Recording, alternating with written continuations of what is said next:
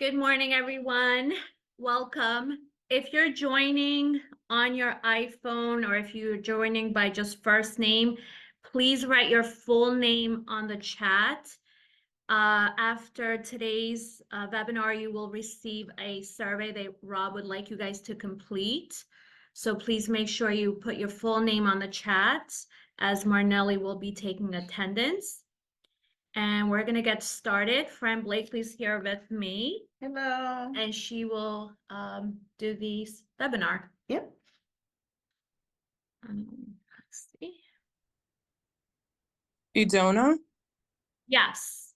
Hey, it's Janet. I have a question. I'm getting these links, but only through text. So I'm going on my mobile. Are we getting this link via email as well? You 'Cause should I'm not be. getting it. And I You don't think should. anybody in my office has it on. Anyone? Let me check right. No, it's no, I don't think they didn't get the link via email. I actually had to go with Right? Rob's link from his masterminds to get on. Well, you can just copy and paste it from your phone onto your computer. Yep, I can perfectly. do that. I was just asking just in case I was missing, and if I'm missing, I just wanted to be added to email. I will make sure to check with Fred so you guys start receiving these via email. Please check promotions or junk folder, because if you didn't add us as a saved contact, then you won't receive these emails. So just check promotions and spam. I'll do that as well. Thank you, Idona. You're welcome. All right, we're gonna get started. Okay, good morning, everyone. We're going to talk today about rental compliance, and we're going to basically go through it, but these are the four areas that we are going to cover. We're going to cover fair housing laws, federal laws, fair housing, New Jersey laws, code of ethics, how it applies to you, and the NAR, some education you can do, and the ADA compliance. Now, as we go through this, if you have any questions, I want to make sure that you ask. Basically, all four of these sections are really important because throughout the company and through other companies with other brokers that I have dealt with, there are many issues going on, and fair housing being one of the top ones that comes up.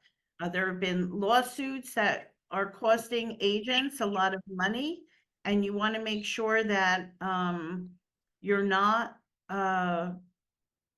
you're not walking into an area that is going to cost you anything, or cause you anything with your license. Okay. The second section we're going to cover with the rental compliance is the lead paint certification, and the municipality list. And the third section is the flood risk notices. And the fourth is compliance in Dotloop. Okay, so to start, the Federal Fair Housing Act has been in for a long time. And it basically is there to protect home buyers from discrimination, home buyers or tenants from being discriminated against when they either go for a mortgage, rent a home, buy a home, seek housing assistance, or participate in other housing related activities. The Fair Housing Act prevents discrimination based on race, color, sex, national origin, religion, disability, or familial status. Okay. In 2020, to really solidify the backup of the, being acting properly as realtors, because we are all held to a higher standard, the NAR added to the code of ethics that we are prohibited in Article 10 of the Code of Ethics from using discriminatory speech and conduct outside of members' real estate practices. So what does that mean? That means that we don't want to be caught where we are posting something online in Facebook, Twitter, or I don't know what the other one is, LinkedIn. You want to be ethical at all times regarding housing practices or discrimination against anybody, and not just your business, but also in everything that you're doing and putting out there to the public. So once again, the Federal Fair Housing Act covers discrimination in housing on the basis of race, color, national origin, religion, sex, familial status, and disability. So it's illegal to discriminate against persons belonging to any one of those categories by refusing to rent or sell housing, setting different terms or conditions or privileges for a sale or rental to any person who is illegally protected by the act, providing different housing services or facilities to any person who is legally protected by the act, falsely denying that housing is available for inspection, sale, or rental, refusal to make reasonable accommodation and rules of services for disabled person that have been deemed necessary by a physician, refusal to allow disabled person to make reasonable accommodations, and threatening or interfering with anyone making a fair housing complaint. Okay, we want to treat everyone fairly, and we want to make sure that we are going above and beyond to do that. New Jersey fair housing laws extend beyond the 6 protected classes. So here in New Jersey, we have several other things we need to worry about. We cannot discriminate on race, creed, color, national origin, sex, gender identity or expression, marital status, civil union status, affectional or sexual orientation, familial status, pregnancy or breastfeeding, actual or perceived physical or mental disability, ancestry, nationality, domestic partner status, source of lawful income used for mortgage or rental payments, or liability for service in the armed forces of the United States. It is also illegal to place any advertisement or make any statements or utterances that express directly or indirectly any limitations to offer housing or real estate based on any of those characteristics. So, as you know, people, it's really tough when you're listing a rental, right? So we want to make sure that when you're advertising out there, especially since we are in New Jersey and we have a whole bunch of other protected classes, that sometimes you have to make a decision that you might need to let that listing go, okay? Because if the landlord has indicated to you that I don't want X here or I don't want Z here, and they are not going to move forward according to the laws that are in the state, I'm telling you that it's not worth it for you to have that rental. Because if it gets out there that you are taking part or trying to accommodate the landlord because they don't want certain people in the house, then that is a problem. Now, if the house is owner occupied, do they have the right to discriminate? Not when it's a multiple listed property. They do not have the right to discriminate for any reason on a property that is in the multiple listing. If they are owner occupied and renting out the property of a 2-family home and it's not listed as a rental, then they might have some leeway on how they're going to handle who the tenant is going to be. The landlords also must provide reasonable accommodations to disabled tenants, okay? So it Hello? is illegal. Go ahead. Question? Good, how are you? Oh, let me just mute everyone. Yes, I Okay. did.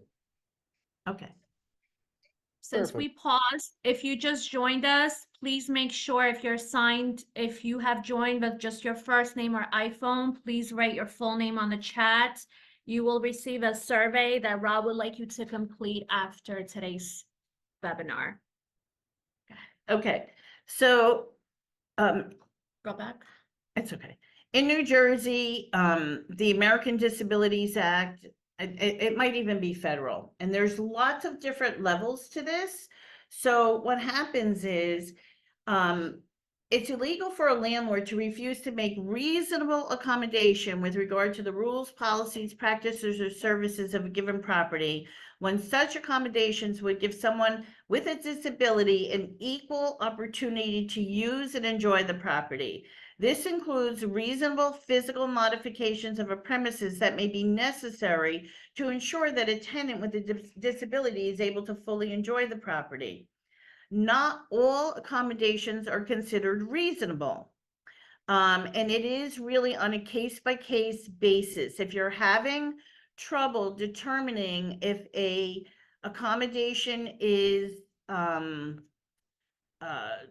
reasonable or not, really talk to your manager about it, try to have a conversation, and we will try to get you the answer. Because these are definitely on a case-by-case basis.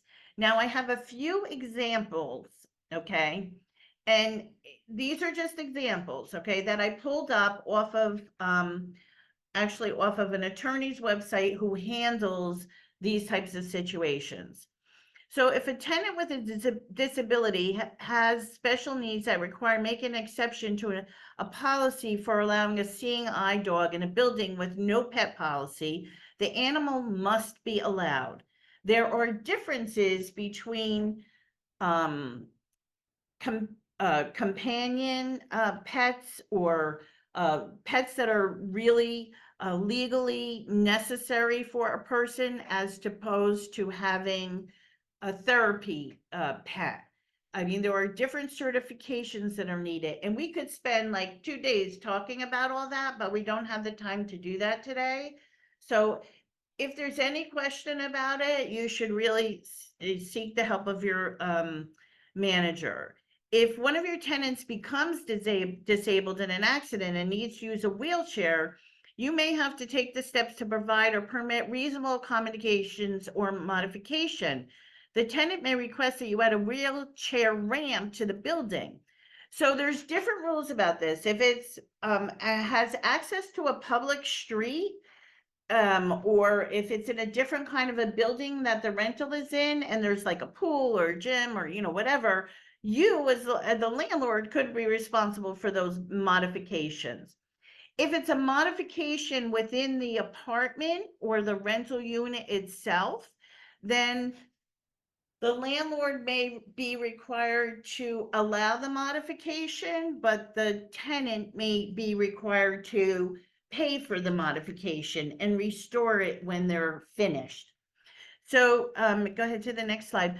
Before we talk about this Fair Haven that I just want to go over with you, if you are approached with Section 8, your answer is yes, the landlord will entertain Section 8. It is never no. Okay, there have been several litigations brought up regarding Section 8. Section 8, for those of you that don't know, is for someone who gets assistance from the housing authority. And, you know, sometimes Section 8 pays for the entire rental. Sometimes they pay for a part of the rental and the tenant is responsible for paying part of the rental. But the most important thing is that you do not answer no to that question. So I have a question. What if you're the listing agent, I'm the landlord, and I say, Fran, you can have the listing, but absolutely no Section 8. What are you supposed to do as the listing agent? You should release the listing, unfortunately, because it is considered discriminatory and you cannot do that. Okay. Now, just for some of you that you may want to do some extra education, I've done this. These things are great. And sometimes you don't even realize that you are maybe discriminating. Fair Haven is a fair housing simulation. This is good for your rentals and for your sales, okay? You should check it out. You can go to fairhaven.realtor, and it's an online simulation training about discrimination in the home buying process.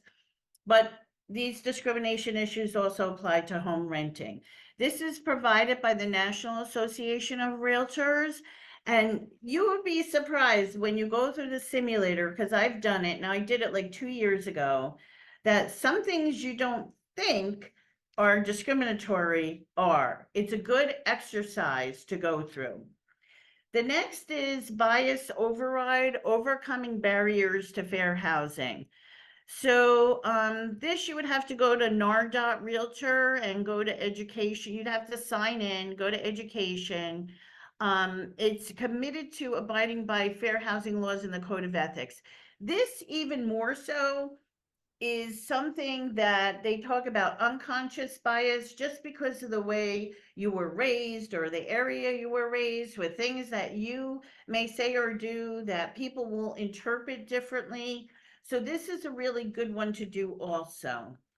And the last one you can do, which this is it's not a certification from NAR that you pay for every year at Home with Diversity, but it's also a very good program to learn effectively with and within today's diverse real estate markets.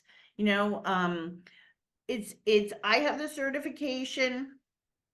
I think when you're doing this certification, it may ask you to do Fairhaven as part of it. I don't really remember because I did it a few years ago, but this is really good. I mean, and you could do these at home. They are all like online based, and implicit bias and the first one that I talked about was Fairhaven. They are free. If you're going to do the at home with diversity, there may be a charge right now, but it could be free. So yeah, just have to go to nar.realtor. All of those things are offered on your National Association website. It never hurts to refresh yourself on everything that's going on. Any questions that we can answer Fran. quickly? Yes. Fran, it's Chopper. I have a question. I just was made advised by one of my team members that a realtor that I think also owned the property, it was a rental, discriminated against a mother and daughter because the daughter was making over $240,000 a year on a site called All Fans. I did a little A research. site It's, called you know, what? All A site, Fans, oh, FANS. Okay. okay, And the realtor slash landlord thought it was a wrong type of site. But I think that would bode under discrimination under financial. It's not an yeah, illegal site. It's paid in American dollars, and it's a normal practice. Just like my buddy's daughter makes a fistful of money from Instagram, as she's an Instagram influencer. She does clothing, you know. And then I have my right. friend Renee, who's an TikTok Shut the fuck influencer up. that does food, you know. So I would think because he was offended by all fans, but I think that's discriminatory. Would you agree? I would think so. I would report it to the real estate commission. Okay, I'll Those, talk to my team member if they want to pursue yeah, that. yeah. Thank you. Okay, you're welcome. Okay, the second part of this is the disclosures that are necessary. Okay, so we all know properties built prior to 1978, whether it's for sale or for lease, require the lead-based paint disclosure. Now in New Jersey, we are required to do a lead-based certification. I'm sorry, let me correct that. The landlord is required to get a lead-based paint certification on the turnover of a rental, okay? Now, on the lead-based paint disclosure, if you don't have there are 3 initials on the top for the landlord, there are 3 initials on the bottom, and boxes that need to be checked. So not only is it important that they have filled out the form, but it's your responsibility to make sure that it's filled out correctly. We had one in the office recently on a transaction it was a rental, and there was one signature missing. The agent for the other company said, well, they didn't have this information ahead of time. And I'm sorry, they did have the information ahead of time, because as the listing agency, it's already on the form and they're receiving it when it's on the form. So the agent had a hard time getting it from the other company. I called the manager, spoke to her. I had it within 24 hours. She said, I think she's misunderstanding something. Let me take care of it. Because for each error, it's $2,000 or a total fine of $11,000 if it's not filled out completely. So this is something that you should easily be able to do. And does E&O insurance cover lead paint? If you're That's- missing, That's no, it no. does not. Right, for the compliance, I thought you meant just in Yeah. general, but for the compliance, you need to have all of these things done so that if in the future something comes up and there's a litigation of some kind, that our E&O insurance requires us to have the properly executed documents on file and execute it correctly also on file, okay? Next is so this is just the addendum for lead paint. So you want to make sure that they answer in part A, you either check off or they check off A or B. A, you want to make sure they check off one of the two choices, I'm sorry. And B, you want to make sure they check off one of the two choices. And then C is an acknowledgement that they are, if they are brought to their attention that there's lead-based paint, that they will, disclose that, all right? If that information above changes, that they're going to disclose it.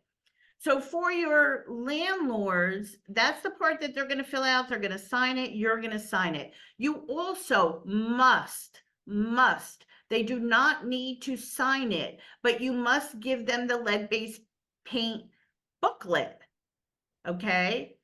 Because you want them to have the information. They don't need to sign it. We have it online in Spanish and English. You need to forward that with all the documents when you're sending it. On the bottom half of the form, there are, actually, I think one of the sets with the scan is missing, because I thought there was 3 sets of initials. Let me just, I don't have it printed out. But just make sure that the form is completed. And also, again, with your tenants, you want to make sure that you are sending them the lead-based paint booklet. It's online. You don't have to give it to them. Just send it to them, because you know what happens when you send it to them? In Dotloop, it registers that they have been given that booklet. So they cannot come back and say that they did not receive it. Okay, that's the benefits of doing everything online and through Dotloop. It has an activity log of what transpired in that file. And that's really important, okay? Now, we're going to have to try and get this blue link out to you on the bottom. So all rental dwelling units required to be inspected for lead-based paint within 2 years of the effective date of July 22nd, 2022, or upon tenant turnover, whichever is earlier. This means that the first inspection must take place no later than July 22nd, 2024.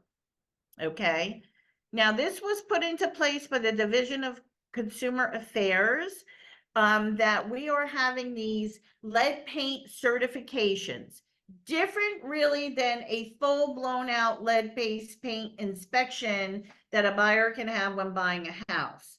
And the municipalities, the first thing you want to do for your client is click on the municipality, I'm having a hard time this morning, sorry, municipality list, and see if the town requires a visual or a dust wipe inspection.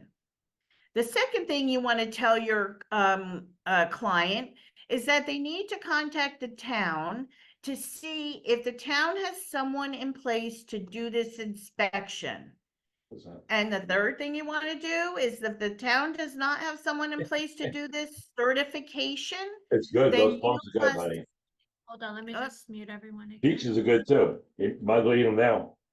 if the town does not have someone in place to do that certification, you can provide them with a name, but the landlord is still responsible for giving them that for having that certification done.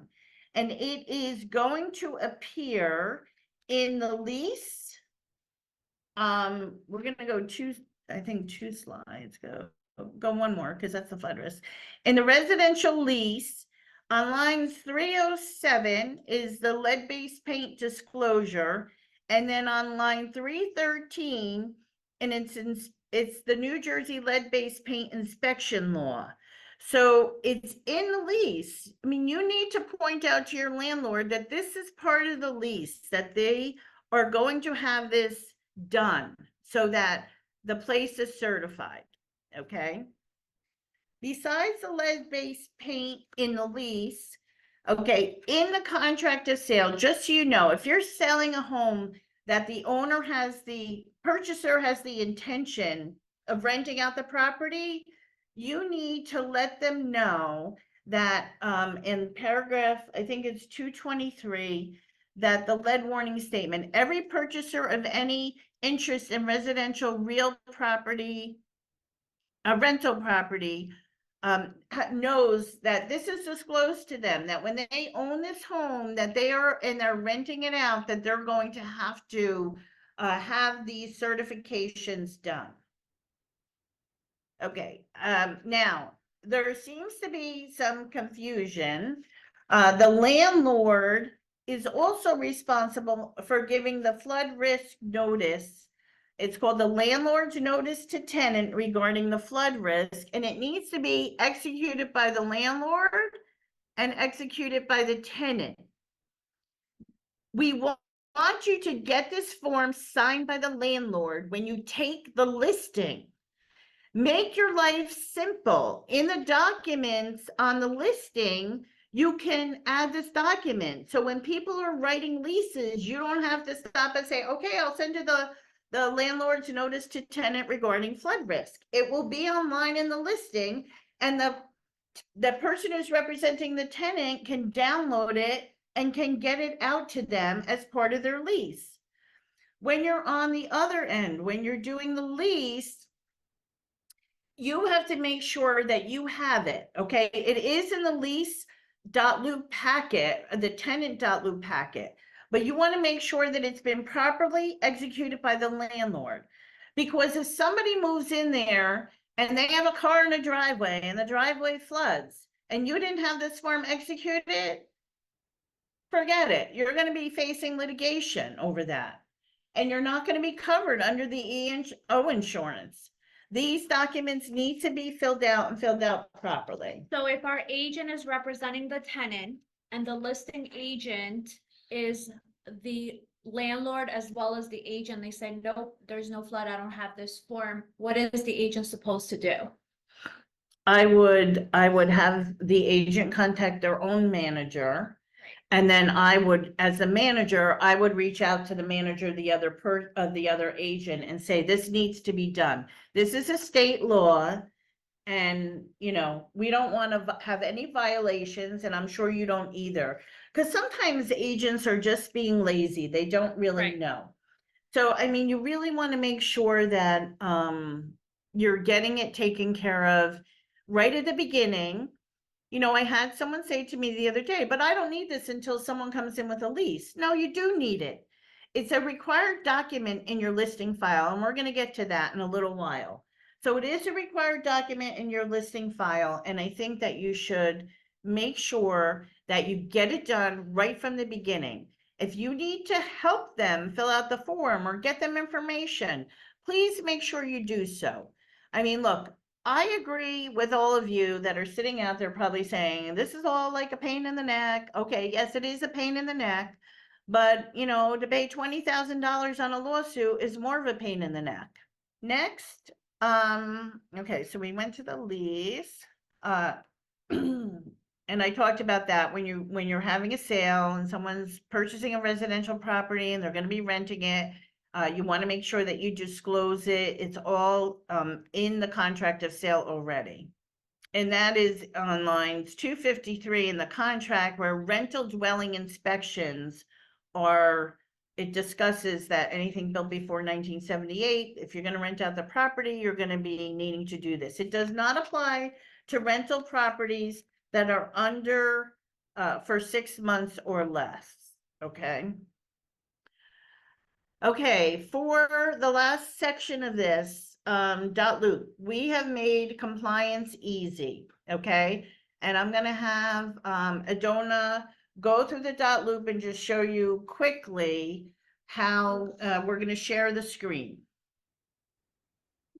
Okay, Let me All right. just share it once. okay. Okay, so the first thing we're gonna do is we're gonna go, when you're in Dotloop, you're gonna go to add a loop, okay? And we are gonna call this the perfect rental listing loop. Okay, you're gonna hit. Yeah, good. Right, now you're gonna go over to the loop templates and you're gonna scroll down and you're gonna pick landlord. Because this is the listing, and go to continue. And you're just gonna continue, don't worry about adding any photos. Creates the loop, and we're gonna view the loop. We did this so that all of you could see. Now, the first section of the loop has the listing agreements. And the reason why they say optional is because whatever is listing is pertinent to your area or MLS that you're using, that's where you're going to get the listing form for. So it is required, but they're not all required. You must choose one listing form. Then as we go down through the listing documents, okay, for the rentals, everything in red. The only way to make your loop is to do it this way, because then you will know what is required. All of these forms are required by the company and for a multitude of reasons. They're either legally required or they are required for compliance with our E&O insurance. Now, if you go down a little bit further, and you still have to scroll, don't just stop. You have your flood risk notice to landlord to tenant is there. You have, your copy of your checks once it gets rented out. And on the top, you have your tracking form, okay? In addition to the CIS, the informed consent to dual agency. Those forms don't get filled out when the informed consent to dual agency, whether it's a rental or a sale, gets filled out right from the beginning. You want to get the owner to agree that you can represent the other party right at the beginning, so you know what the situation is. You don't want to wait until you have someone interested in renting the property. You want their consent to do that right from the get-go, okay? Your truth in renting book is in here also. That needs to go out. Now, we have on here that the lead-based paint brochure in English is optional. I would consider that required. The truth in renting book, that is required. You should give a notice to, as much notice you can give and as much activity we can log in this Dotloop file, the better protected you will be. And then you have to choose if there are steam radiators in the unit, then there is an addendum that you need to attach, okay? If it's 3 or more units, I believe that is the qualification for window guards. So then you would need to attach that particular addendum. So they're marked as optional because they don't apply to every rental. Everything that's required applies to every rental. And your W-9 is in here for in the end when you need the landlord. It's the blank one. The landlord and the tenant need to complete the security deposit account. Speaking of which, all checks must be certified bank checks when you're doing for your fee and for what the landlord is getting. Personal checks take 10 to 13 days. The company does not want personal checks. If your landlord is willing to accept personal checks, then they can do that. But, it could be a problem if the check bounces. All right. The other thing is, if an interview is required, let's say the landlord is traveling and says, I have to wait till I get back. I'm not going to be back a week. And the lease comes in. Do not end your attorney review period or extend it until the interview is done, because you don't want to start collecting checks and everything if an interview is required prior to that happening. We had a recent situation where that happened. Then once the landlord met the tenant, there was an issue that came up. So you don't want to end that attorney review period, unfortunately. It may not be the best thing to accept a tenant that you have to wait, for the landlord. Another suggestion, just common sense. Don't list something and say, I need all the leases or the proposed leases or lease applications, rental applications by a date, and then go on vacation. That doesn't make any sense, Because then you're gonna have people really angry. Well, I have to, when I meet with the landlord, I have to go over them. You know, you want to expedite things, you know, you want to answer things in a timely manner. In 24 hours, you want to try and get back to people. Let people know whether they're getting something or not getting something. That applies to rentals and sales. Okay? So I also do want to add, you should not give out the keys to the tenant or the lease if you have not collected the broker fee and the security deposit. Right. We have a few transactions where the agent was being kind, gave the keys, gave the lease, the tenant moved in, we never got our commission. Then that's gonna be an issue. So please do not release the unit until you have got paid. The other thing I wanted to ask you, let's say with Section 8, sometimes there's landlords that are willing to accept Section 8, but they also want to make sure that that person has good credit, financials. Sometimes it doesn't cover 100%. What is the listing agent supposed to write on the MLS to make sure that they're covered and they're not picking and choosing where somebody's Section 8 and then you have somebody else who's not, but they have similarities as far as credit and other reports? I think all listing agents should write on their listing that, you know, excellent credit, you know, verification of everything. The requirements has to be the same for everyone. I don't think you want to specifically point out Section 8 Right, you on the don't. listing, right? But I think that you want to make sure when everything comes in that, you know that that they do have credit. Just because they're getting good credit, just because they're getting Section 8 doesn't mean, you know, they may be going through a temporary hardship. So you want to make sure it's being done fairly. And then you want to advise the landlord and just lay everything out. This is the credit for this tenant. This is their income that they have. This is what they're, you know, getting from Section 8. And then this is what this one's getting. You know, in the end, you just want to make sure that proper consideration is given to everyone and it's done fairly. So another thing that has come up is on the lease, on the provisions, we can act as an attorney. So there's certain language that we Mhm. cannot add to the lease. What are we permitted to write on the provisions and what are we really not supposed to write on the provisions? What I've done is you don't want to act as an attorney, right? But what I've done in the past is I've asked the landlord to write the provisions that they want put into the lease. Right. And then I've copied and pasted them. So it takes my liability away. If anybody ever says, well, you listed all these provisions in the lease, and I would say those were provisions that the landlord provided that they wanted in the lease. So it takes the liability off of me. And don't forget, the lease is subject to a 3-day attorney review period, and it's not binding until that happens. So you have to remember that when you're doing it. That would be my suggestion. Do you have any suggestions for? I agree. I think the landlord should provide it to you in writing, so you're copy and pasting, but you should not come up with your own language. Mhm. And, you know, you're trying to protect your client, but at the same time, we're not attorneys. Right, So, we can't add those provisions. right. And I would also question. consider, okay, Hello?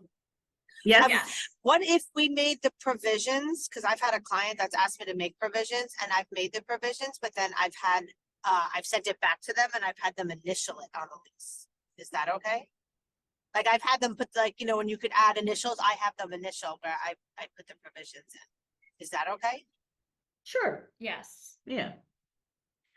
The other thing that I would do is for the certification from the town, the lead-based paint certification, I would actually ask them, I would notify them in writing besides, so that you have an email chain that, you know, these are the things that we discussed when we went for the listing. I just want to review them, that these are your responsibilities to get the lead paste paint certification if your property was built prior to 1978, to get the certificate of continued occupancy from the town, because they do require the smoke inspection, most of the towns, when you're transitioning over a rental, that those are the you know, those are requirements by law that has to be taken care of, and it is your responsibility to do those things. If you need, this is your municipality's phone number, this is the person you should call, this is what the municipality requires as far as a visual or a desk swipe inspection. And, you know, listen, it's our job to be the knowledgeable one, to provide them with the information. So you have to make sure you're doing your job all the way around, you know? I mean, you know, some don't make much money in a rental, but don't forget, this is the experience that you provide for your client and how thorough you are, that you're going to get maybe just this rental, but maybe you're going to get a referral from a relative that has something to sell, and they're going to say, oh, they did such a great job with us. Or maybe when they're ready to purchase a home, they're going to come to you and say, hey, you really helped me out with this. You were so knowledgeable. I would like to, you know, for you to represent me in a transaction. Okay, now we're going to go back up to the top of Dotloop, and we're going to make another file. And we're going to go to add a loop, and we're going to have the perfect tenant loop. I know these, and we're going to scroll down, and we're going to put tenant, and we're going to do that. Correct. Now we'll go to view loop. And again, in here, you can see all the required forms as you scroll down. So when the admins are getting the file with the check and it's ready to, you know, you're ready to get your commission, you are going to have all the documents that you need. Okay? And does anybody have any questions? By the way, your Dotloop files is the best way to be compliant, whether you're doing a sale or you're doing a rental. Because in the files, oh, I would like a donor to go to one place. Can you go, okay, so at the beginning of Dotloop, when you go into Dotloop, maybe back to over there. Yeah, go to here. Probably not. When you are scrolling down, oh, wait, okay, wait. Go back. I'm so sorry. So just, you're going to come up to this, right? If you go to add a document, if you're missing something and you go to your templates, if you have to add something, scroll down. Sorry. Scroll down, do this. You want to go under the tab that says all RE/MAX select documents. If you're looking for the most updated forms, that is where you want to go. If you find that you need to add something, but you really should be not going to that. You should be creating your loop at the beginning as the landlord, as the tenant, as the listing, as the sale, where all the documents are already in there. But if the situation comes up where you're looking for something additional, all RE/MAX select documents, that is where you want to be. Okay? All right, you can That's close good. it out. There was one other thing I wanted to, and it kind of just passed me. Do any of you need the links? We can maybe make sure that they go out. I will send it to the managers, and the managers will share it with their Okay. offices, so you guys all have it. Okay, And if you don't receive it, you can reach out to me or Fran and we'll send it over. yeah. Do we have any questions? I really hope that this was beneficial for everyone. It's, you know, this is not easy to, it is easy if you follow, you go to Dotloop, everything is there for you. With fair housing, One just second. Bobby Golden, do you have a question? I do, I didn't want to interrupt, but I'm a Section 8 landlord, so I have two things I'd like to offer up to everybody. Perfect.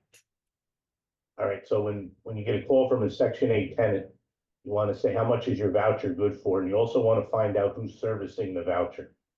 What municipality? So if I'm in Woodbridge Township and their voucher is from East Orange, there's a process that goes on there, so you have to know that. If the rent, I'm gonna try to make this easy, if the rent is $2,000 a month and the voucher is good for $2,000 a month, the next question is, are the utilities included? Because if the utilities are included in that voucher, that gets subtracted from the $2,000. So the reality is, I'm just using a number. The reality is on a $2,000 voucher where utilities are included, that means the landlord could only be getting maybe $1,800 a month. So you have to be aware of that. So then somebody says, well, you know what? I'll make up the difference. So again, I'm just trying to use a number where the rent is $2,000 a month, but the voucher is only good for $1,800 a month. And the tenant says, well, you know what? I'm working part-time. I can make up the difference. I could put in another $200 a month. Absolutely not. You can't get involved in that, because if Section 8 ever finds out that and I know what people are doing, I know what landlords are doing, I know what tenants are doing, but the reality is that if Section 8 ever finds out that there's a side agreement between a landlord and a tenant, then they pull the voucher away from the tenant, who cannot now afford the rental. And now the landlord is stuck with somebody that can't pay the rent. Now they're gonna have to evict them. So those just are really a couple very important parts when you're dealing. I'm a big fan of the Section 8 program. It's not as bad as everybody thinks it is, but there are some very important things you have to consider. I had an example recently, Section 8, for a rental, I got a call, the agent said, does the landlord accept Section 8? So I said, yes, of course. But then I did a bit of background research on the tenant. It was classed as a single person, and the agent kept saying, oh, it's a single person with a single lady with children. And I did a bit of background research, and she got married 5 days earlier. So I called the town that provided the voucher, and the housing guy said, if the husband moves in, we'll remove the voucher.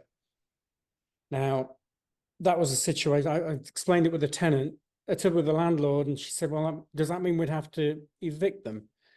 Fortunately, a couple of days later, we got a very good application. It was full price, and she just decided to go with that. But I'm assuming, would she have been, I'm not assuming anything, would she have been allowed to decline the tenant based on the background information and the risk of eviction? I'm not so sure that you're allowed to do background information.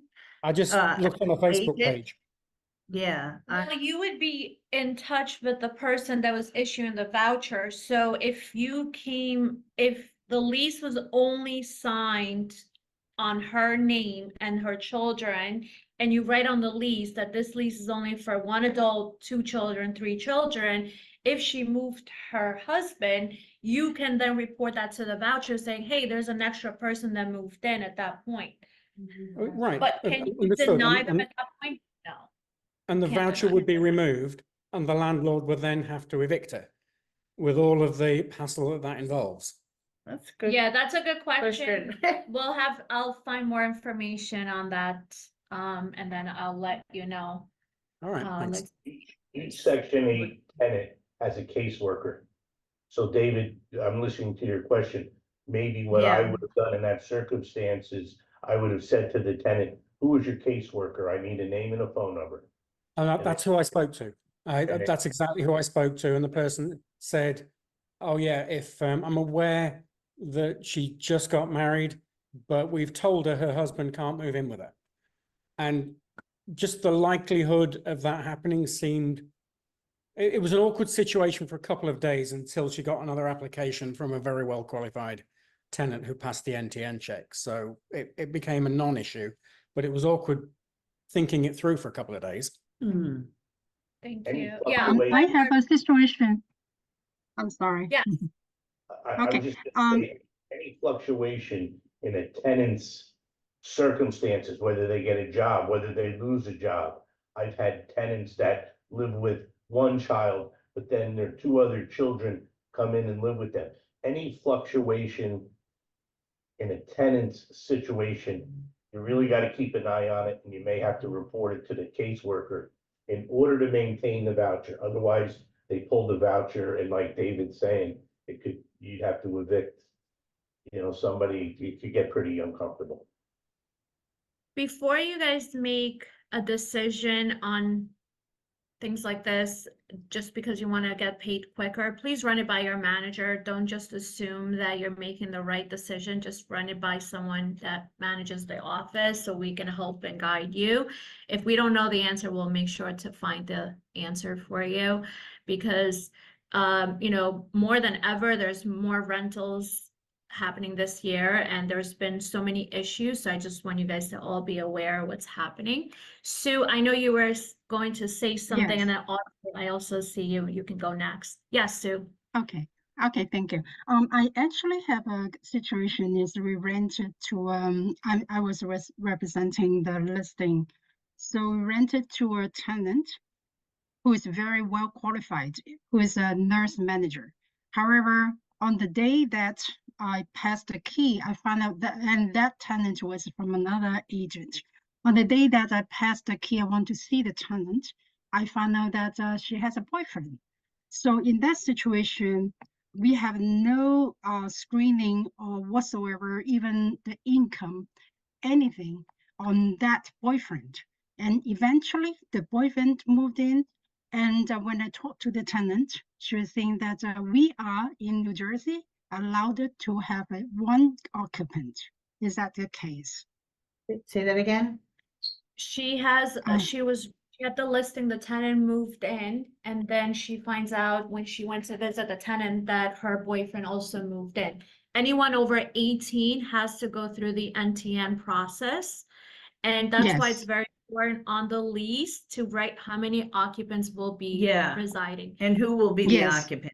Right. Exactly, that was not disclosed. But my question is that the case that in New Jersey, tenant can have one occupant as well? That meaning that the room supposedly for one tenant, is she or he allowed to have another occupant to bring in? You know, every municipality has rules regarding the occupancy limits in a home, I believe. So if it's a one bedroom, you know, you can usually have two occupants. But still, you want to be specific on the lease and say that only the occupants listed can reside in the property. Yes, I did say that. But eventually she was saying that it is her right to bring an Unless occupant. they You have, see what I mean? unless they have the landlord's permission, Yeah, and then Okay. they would need to have their NTN done. yeah. And Mhm, if okay. they do decide to say like, oh, they can move in, then I would say encourage or just guide your client to seek attorney legal advice. You should not be the one to Right. do it. Right. So Yeah, if that yeah, mhm. happens, you know, you can say, look, I wrote on my lease, if they moved in, that now that's their issue that they need to handle it with an attorney. We can't get involved. Yes, that's a good reminder. Thank you. Yep. Audrey, not sure if she's still here. Yes, I'm Hi. here. Hi. Hi. Hi. I joined in anyway.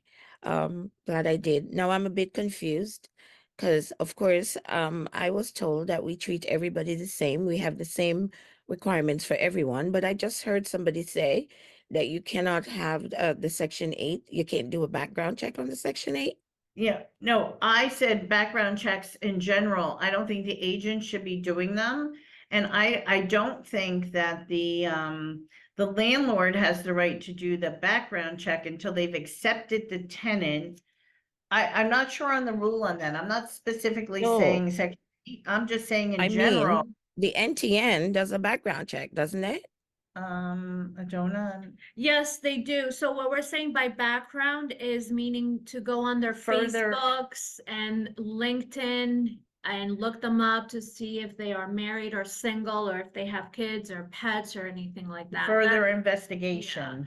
Of course, the NTN applies to everybody. We're not saying to not do the NTN. We're just saying don't go beyond that and start looking them up to make sure what they're telling you is actually true. Yeah. The landlord is going to do their due diligence and do all that stuff. I can't stop them from doing that. It's their house. So I Well- can't stop them from doing that if they want to, but I'm going to make sure that the NTN is done and provide all of that information to the landlord and let them decide who they want.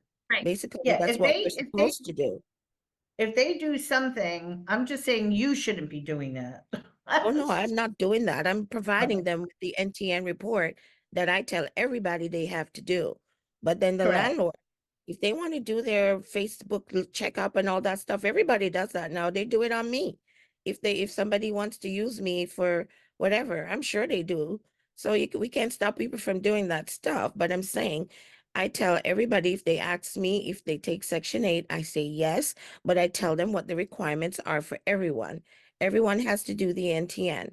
And if there's a fee, they have to know that there is a fee, and that's it. If it's Right. publicly available information, like somebody's left their Facebook page open to public, can we validate for certain that we're forbidden from reading that public information? Because it sounds like a sensible check people should be doing. We can submit the question to New Jersey Realtors. They have a legal library on their website. If you scroll on to New Jersey Realtors and you log in, there's a legal library. You can search the question. If the question has not been asked yet and there's no answer available, you can ask the question and they will come back with a response. Because they have an attorney that sits at New Jersey Realtors, and then they also have a legal counsel for Barry Goodman. So I don't want to answer those questions because I'm not an attorney. I mean, I would suggest that everybody learn how to access that site, because you can find a whole lot of information on that. You go to njrealtor.com and you can log in. You scroll down in the middle of the page and you're going to see the legal library. You click on the legal library and there's a wealth of questions that people have asked in the past with the answers. But if the question you're looking for, the topic is not there, you can ask the question. It doesn't come back overnight. Mine took 2 weeks to get the answer because there's so much going on the state level right now that it was really took a long time to get the answer. And every time we do something like this, we always have a lot of questions. But I mean, I can try to remember to ask, but if you want to pursue it yourself, you could do that also. Okay, I'll take a look, because I know employers are absolutely permitted to make judgments based on if somebody's lying on an application and it's publicly available information, you can make Yeah. a decision based on that. I just thought that you weren't permitted to do that prior to them accepting the person. I don't know. I like, let's say you have 5 people, so you're background checking 5 people in a specific way. So that would, look, if the landlord wants to do, you can't control what they're doing, but I don't know that I would want to be the one providing the information, because I'm not a detective. I'm not but certainly, let's try and get the right answer from New Jersey Realtors, because they'll have an attorney answer it for free for us. That's the thing, All right, so the next one, if you guys want to redo this, it's August 5th. If you found this enough, then that's fine. You will receive a survey. Please remember to complete the survey. That's how I'm going to be able to mark you that you did take this webinar. Rob wants everybody to just take the survey. You should receive it in the next 2-3 days by email. If you don't, reach out to your manager and we'll make sure you do. And before you leave, again, lastly, if you did not write your name on the chat and you signed in by using an iPhone or just first name, please write your full name so we can keep track. And then you guys can sign off. Thank you so much, Fran. Thank you for putting this together. And thank you for all of you joining us today. And again, if you have questions, please feel free to reach out to your manager, or any of us will be here to help you. Okay. Thank Have a you. good one. Great day, everyone. Thank you. Thank you, guys.